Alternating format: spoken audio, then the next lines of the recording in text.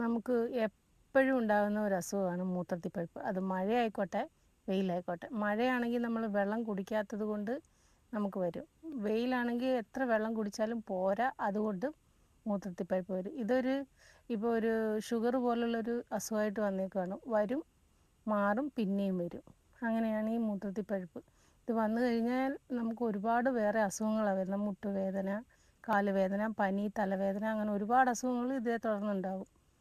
അപ്പോൾ അത് വരാതിരിക്കാൻ വേണ്ടിയിട്ട് 5 ചെമ്പരത്തിപ്പൂവ്, ശതാവരിക്കിഴങ്ങുണ്ടല്ലോ, അതിൻ്റെ തൊലിയും കളഞ്ഞ് നാരും കളയണം.